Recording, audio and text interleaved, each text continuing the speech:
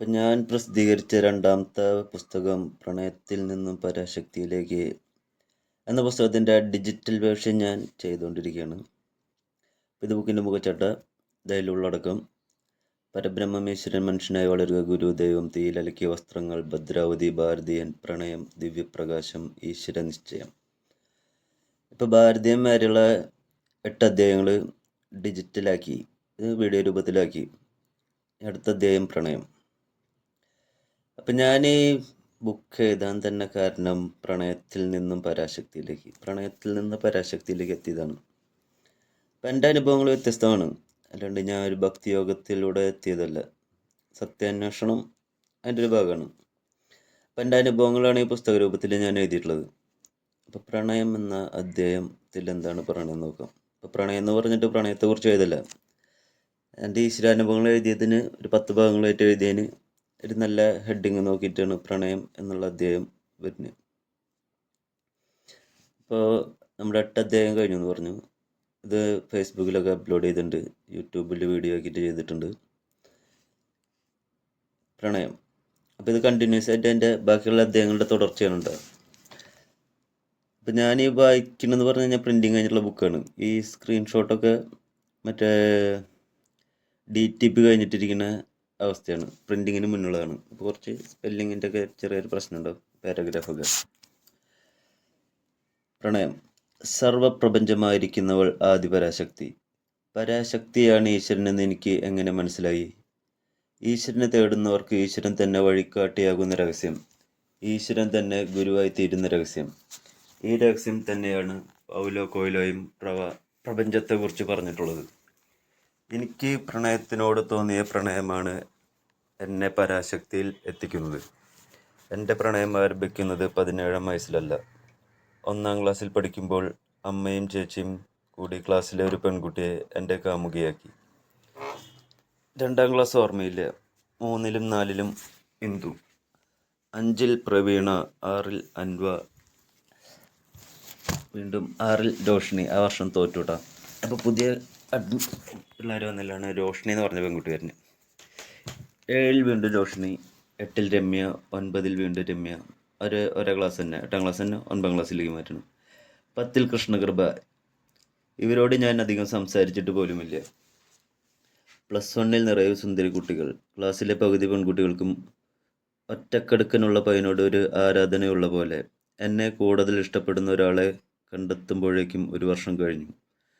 +2-ൻ്റെ അവസാനം ഒരുവളുമായി ഞാൻ പ്രണയത്തിലായി. പേര് സതി. പേര് വേറെയാണ്. അവൾ എൻ്റെ ക്ലാസ്സിലായിരുന്നില്ല. ആദ്യമായി പരസ്പരം ഇഷ്ടമുള്ള പ്രണയം. 6 മാസം ഞങ്ങൾ പ്രണയം നന്നായി ആസ്വദിച്ചു. 6 മാസത്തെ സന്തോഷം തന്ന് അവൾ പോയി.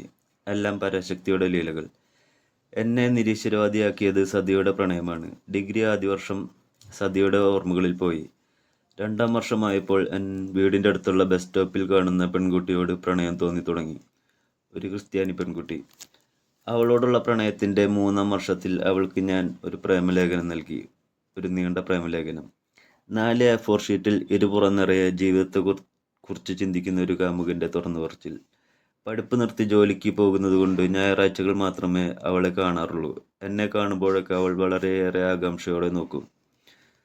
ഞാൻ കരുതും എന്നെ ഇഷ്ടമാണെന്ന്. പെണ്ണിൻ്റെ മനസ്സ് വായിക്കാൻ അറിയാത്ത മണ്ടൻ. അവൾക്ക് എന്നെ ഇഷ്ടമാണോ എന്നറിയാനുള്ള അവസാന ആശ്രയമായിരുന്നു പ്രേമലേഖനം.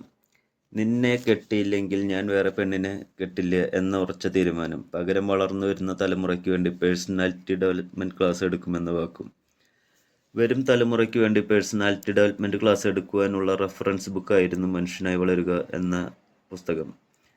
1/2 മണിക്കൂറിനുള്ളിൽ അവളുടെ ചേട്ടൻ എൻ്റെ അടുത്ത് വന്നു. ശാന്തമായ സംസാരങ്ങൾക്ക് ശേഷം ഞങ്ങൾ പിരിഞ്ഞു.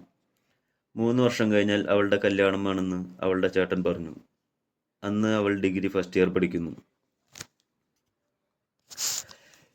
ഞാൻ ഇനി അവളെ ശല്യപ്പെടുത്തില്ലെന്ന് അവളുടെ ചേട്ടന് വാക്കുകൊടുത്തു. ഇടയ്ക്ക് അവളെ കാണുവാൻ പോകും. പിന്നീടുള്ള 2 വർഷം അവളെ സ്വന്തമാക്കാനുള്ള പോരാട്ടം. മനുഷ്യനായി വളരുക എന്ന പ്രസിദ്ധീകരണത്തിലെത്തിച്ചു. പണിക്ക് പോകാതെ ബുക്ക് എഴുതുന്നത് അമ്മയ്ക്ക് ഇഷ്ടപ്പെട്ടിരുന്നില്ല. എങ്കിലും അമ്മയ്ക്ക് എന്നെ വിശ്വാസമായിരുന്നു. ഞാൻ എൻ്റെ ബൈക്ക് കൊടുത്തു. 40,000 രൂപ കിട്ടി. ഒരു റൂം വാടകയ്ക്കെടുത്ത് എഴുത്തു തുടങ്ങി. 2 മാസത്തിൽ റൂം ഒഴിഞ്ഞു. 1.5 വർഷം എഴുത്ത് ഒന്നുമായില്ല. ഓരോ ദിവസവും അറിവുകൾ കൂടിക്കൊണ്ടിരുന്നു. 3 വർഷത്തിൽ അവളുടെ കല്യാണം ഉണ്ടാകുമെന്ന് പറഞ്ഞിട്ട് 2 വർഷമാകുമ്പോഴേക്കും അവളുടെ കല്യാണം തീരുമാനിച്ചു. എഴുതി തീരാത്ത റഫ് ബുക്ക് എടുത്ത് പ്രസാധകരെ തേടിയുള്ള യാത്ര തുടങ്ങി. ആദ്യ ദിവസം തന്നെ മനസ്സിലായി നവാഗതന് പ്രശസ്തിയില്ലെന്ന്. ആദ്യ ചെലവ് സ്വയം വഹിക്കണം. പിന്നെ സ്പോൺസറെ തേടിയുള്ള യാത്ര. ഞാൻ ആദ്യം എത്തിയത് ചെറിയ സൂപ്പർ മാർക്കറ്റും പിന്നെ ഒരു പലചരക്ക് കടയുമുള്ള ജോൺസൺ എന്ന വ്യക്തിയിൽ. 1 വർഷം മുന്നേ ഒരു ദിവസം ആളുടെ കടയിൽ ഞാൻ ജോലിക്ക് നിന്നിട്ടുണ്ട്. 1 വർഷം ആളുടെ കൂടെ നിന്നാൽ പുതിയതായി തുടങ്ങാൻ പോകുന്ന സൂപ്പർ മാർക്കറ്റിൻ്റെ അടക്കം 3 ഷോപ്പിൻ്റെയും ജനറൽ മാനേജർ. അതായിരുന്നു എനിക്ക് അവിടെ കിട്ടിയ ഇൻ്റർവ്യൂ ഓഫർ. എൻ്റെ സംസാരരീതി ആദ്യ സംഭാഷണത്തിൽ തന്നെ ജോൺസന് ഇഷ്ടപ്പെട്ടിരുന്നു. നല്ല മാന്യനായ വ്യക്തിയായി തോന്നിയതുകൊണ്ടാണ് അദ്ദേഹത്തെ സമീപിച്ചത്. എൻ്റെ റഫ് നോട്ടുകൾ കൊണ്ടുവരാൻ പറഞ്ഞു. പ്രത്യേകം പറഞ്ഞൊരു കാര്യമുണ്ട്. എഴുതിയ എല്ലാ ബുക്സും എടുക്കണം. എഴുതിയതെല്ലാം ഞാൻ കൊടുത്തു. എനിക്ക് എല്ലാവരെയും വിശ്വാസമാണ്. 1 ആഴ്ച കഴിഞ്ഞു ബുക്സ് തിരികെ തന്നു. കൂടെ ഒരു പ്രോത്സാഹനം ഫ്രീ ആയി. ഈ ബുക്കിന് ചിലപ്പോൾ നോബൽ പ്രൈസ് വരെ കിട്ടാൻ സാധ്യതയുണ്ട്. അദ്ദേഹം പറയുന്നതിനേക്കാൾ മുൻപ് ഞാൻ മനസ്സിൽ അതെല്ലാം സ്വപ്നം കണ്ടിരുന്നു. മനഃശാസ്ത്രത്തിനും വ്യക്തിത്വ വികസനത്തിനും പുതിയ കണ്ടുപിടുത്തം നടത്തിയ മഹാനായിരുന്നുവെന്ന് ഞാൻ സ്വയം വിശ്വസിച്ചിരുന്നു. അങ്ങനെ ആ സന്തോഷ വാർത്ത വന്നെത്തി. ക്രിസ്ത്യാനി പെൺകുട്ടിയുടെ മനസ്സമ്മത കല്യാണം. ഓരോ ദിവസം പുതിയ അറിവ് കിട്ടുന്നതിനാൽ ബുക്കിലെ പേജിൻ്റെ എണ്ണവും കൂടിക്കൊണ്ടിരുന്നു. അവസാനമില്ലാത്ത പോലെ. അവളുടെ കല്യാണത്തിന് മുൻപ് മനുഷ്യനായി വളരുക എന്ന പുസ്തകം പ്രസിദ്ധീകരിക്കണം. അതിനിടയിൽ ജോൺസൺ സ്വന്തമായി ഒരു പുസ്തകം ഇറക്കിയ കാര്യം അമ്മ ഒന്ന് പറഞ്ഞു. അവഗണിക്കാനാവാത്ത സത്യം. അതാണ് ബുക്കിൻ്റെ പേര്. അമ്മ പറഞ്ഞതിൻ്റെ പിറ്റേ ദിവസം ഞാൻ ജോൺസന്റെ മുന്നിലെത്തി. എൻ്റെ ആശയങ്ങൾ ഉപയോഗിച്ചാണ് ജോൺസൺ പുസ്തകം എഴുതിയെന്ന് അറിയാൻ. ഞാൻ നടന്നു വരുന്നത് കണ്ട ജോൺസൺ വിനയത്തോടെ എഴുന്നേറ്റ് നിന്നു. ഞാൻ തൊട്ടു മുന്നിലെത്തിയതും ആ 20 രൂപ ബുക്ക് എനിക്ക് നേരെ നീട്ടി. ഇനി അജീഷ് പറഞ്ഞ് ഞാൻ ഒന്നും ചെയ്തില്ല എന്ന് വേണ്ട. ഞാൻ ചിരിച്ചുകൊണ്ട് ദേഷ്യത്തെ മറിച്ചു. ഞാനല്ല, സ്വാമി വിവേകാനന്ദനാണ് പറഞ്ഞത്. നിങ്ങൾ മനുഷ്യനായി പിറന്നതിന് നിങ്ങളുടേതായ ഒരു അടയാളം ബാക്കി വെച്ച് മരിക്കുക. അല്ലെങ്കിൽ നിങ്ങളും ചെടികളും പക്ഷികളും മൃഗങ്ങളും തമ്മിൽ എന്ത് ഭേദം? അവ ജനിക്കുന്നു, മരിക്കുന്നു, ജീർണിക്കുന്നു. സ്വാമി വിവേകാനന്ദൻ്റെ വാക്കുകളുടെ പ്രചോദനമാണ് ഞാൻ പ്രസിദ്ധീകരിച്ച പുസ്തകത്തിൻ്റെ മൂലകാരണം. ജോൺസന്റെ ബുക്ക് വാങ്ങി തിരികെ വീട്ടിൽ വന്നു. അതിലെ പേജുകൾ വായിച്ചു നോക്കി. യേശു ദൈവമാണെന്ന സത്യം ആരും അവഗണിക്കാതിരിക്കാൻ വേണ്ടിയാണ് ജോൺസൺ ആ പുസ്തകം പ്രസിദ്ധീകരിച്ചത്. 50 പേജിൽ താഴെ പകുതി പേജ് മലയാളം, ബാക്കി പകുതി ഇംഗ്ലീഷിൽ അതിൻ്റെ വിവർത്തനം. പ്രിന്റിംഗ് തമിഴ്നാട്ടിൽ നിന്നായിരുന്നു. ജോൺസനെ കൊല്ലാനുള്ള ദേഷ്യം ഉണ്ടായിരുന്നു. പക്ഷേ ആ ക്രിസ്ത്യാനി പെൺകുട്ടിയോടുള്ള പ്രണയം ക്ഷമിക്കാനുള്ള പ്രേരണ തന്നു. പുസ്തകം പ്രസിദ്ധീകരിക്കുന്നതിന് മറ്റൊരു കാരണം കൂടിയുണ്ട്. പുസ്തകത്തിൻ്റെ 4ാമത്തെ ലക്ഷ്യം സ്നേഹമായിരുന്നു. എനിക്ക് ആരോടെങ്കിലും ദേഷ്യം തോന്നിയാൽ ആദ്യം തോന്നുന്ന ചിന്ത ദേഷ്യപ്പെടുത്തുന്നവനെ കൊല്ലുക എന്നാണ്. ആരോടെങ്കിലും ദേഷ്യമുണ്ടെങ്കിൽ ഞാൻ ആദ്യം അമ്മയോട് പറയും. അമ്മ അപ്പോൾ ക്ഷമിക്കാനുള്ള ഓരോ കാരണങ്ങൾ കണ്ടെത്തി പറയും. അപ്പോഴേക്കും പുതിയ പ്രശ്നങ്ങൾ വരും. പഴയത് ക്ഷമിച്ചിട്ടുണ്ടാവും. അമ്മയാണ് ക്ഷമിക്കാനും സ്നേഹിക്കാനും പഠിപ്പിച്ചത്. ദേഷ്യത്തിനെ കുറിച്ച് മനസ്സിലാക്കാൻ കഴിഞ്ഞത് എന്നിൽ നിന്നും തന്നെയാണ്. ദേഷ്യത്തെക്കുറിച്ചും ദേഷ്യം മാറ്റാനുള്ള ലക്ഷ്യങ്ങളെക്കുറിച്ചുമുള്ള എൻ്റെ കണ്ടെത്തലുകളായിരുന്നു മനുഷ്യനായി വളരുക എന്ന പുസ്തകത്തിലുണ്ടായിരുന്നത്. അവളുടെ കല്യാണത്തിന് 1 മാസം മുൻപ് ഒറ്റയ്ക്ക് ചിലവുകൾ വഹിച്ച് മനുഷ്യനായി വളരുക എന്ന പുസ്തകം ഞാൻ പ്രസിദ്ധീകരിച്ചു. 1 മാസം കഴിഞ്ഞ് അവളുടെ കല്യാണവും കഴിഞ്ഞു. അവളോട് എനിക്ക് ദേഷ്യം തോന്നിയില്ല. കാരണം അവൾക്ക് എന്നെ ഇഷ്ടമായിരുന്നു. പക്ഷേ അവൾക്ക് എന്നേക്കാൾ കൂടുതൽ ഇഷ്ടം അവളുടെ അമ്മയോടും ചേട്ടനോടും അനുജത്തിയോടുമായിരുന്നു. ഞാനും മനുഷ്യനായി വളരുക എന്ന പുസ്തകത്തിൻ്റെ 500 കോപ്പിയും ബാക്കിയായി. 250 രൂപ ഒരു ബുക്കിന് വിലയിട്ടിരുന്നു. ആശയങ്ങൾക്ക് മൂല്യം കൂടുതലായിരുന്നു. വേണ്ടപ്പെട്ടവർക്കും ബുക്കിൻ്റെ പേര് പറഞ്ഞ് എന്നെ കളിയാക്കിയവർക്കും ബുക്കിൻ്റെ കോപ്പികൾ കൊടുത്തു. മധുരപ്രതികാരം പോലെ. പറഞ്ഞ വാക്ക് ഞാൻ പാലിച്ചിരിക്കുന്നു. ഹൈന്ദവ സംസ്കാരത്തെക്കുറിച്ചും ഹൈന്ദവ ഗ്രന്ഥങ്ങളെക്കുറിച്ചും എന്നേക്കാൾ ജ്ഞാനമുള്ള എൻ്റെ സുഹൃത്തായ രാജേഷാണ് ആദ്യമായി ബുക്കിലെ തെറ്റുകളെക്കുറിച്ച് പറയുന്നത്. രാജേഷ് എന്നെ വിളിച്ചു. ഇതിൽ നിറയെ അക്ഷരത്തെറ്റാണല്ലോ. അറിയാതെ ദൈവമേ എന്ന് വിളിച്ച പോലെ. ഞാൻ അപ്പോഴും നിരീശ്വരവാദിയായിരുന്നു. യുക്തിവാദി എന്നായിരിക്കും കൂടുതൽ നല്ലത്. കാരണം പ്രപഞ്ചശക്തിയിൽ വിശ്വാസമുണ്ടായിരുന്നു. ആ ശക്തിയും എന്നെ ചതിച്ച പോലെ തോന്നി. 1 ആഴ്ച കഴിഞ്ഞ് അവൻ എന്നെ വിളിച്ചൊരു സന്തോഷ വാർത്ത പറഞ്ഞു. നിന്റെ ബുക്കിൻ്റെ ആദ്യത്തെ 70 പേജ് കടക്കാൻ ചിലപ്പോൾ 1 മാസമോ 2 മാസമോ എടുക്കും. പിന്നത്തെ 200 പേജ് കഴിയാൻ 10 ദിവസം മതി. ബുക്ക് നന്നായിട്ടുണ്ട്. 70 പേജുകൾ കഴിഞ്ഞാൽ നീ ഓരോ കാര്യങ്ങൾ പറയുന്ന പോലെയാണ്.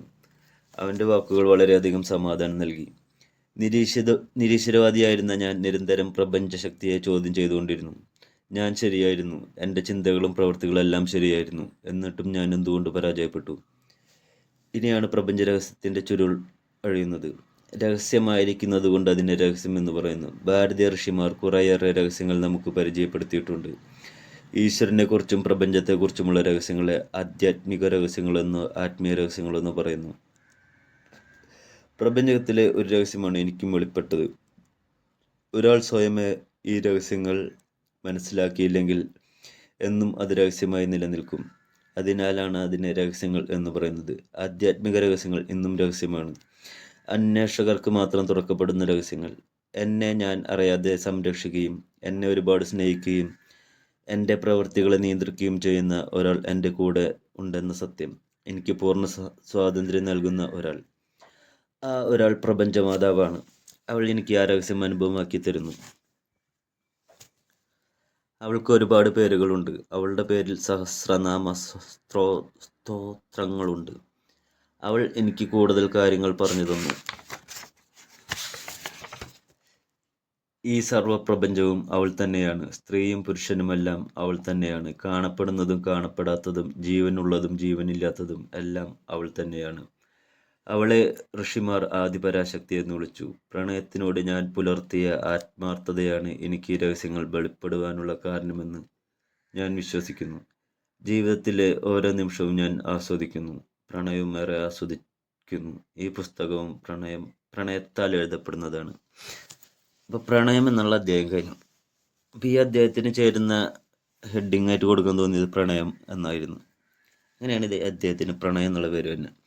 അടുത്തത് ദിവ്യപ്രകാശം, 10ാമത്തെ അധ്യായം. അത് കഴിഞ്ഞാൽ ഈശ്വര നിശ്ചയം. അപ്പോൾ 2 അധ്യായത്തോടുകൂടി എൻ്റെ 2ാമത്തെ ബുക്കിൻ്റെ ഡിജിറ്റൽ വേർഷൻ കഴിയും.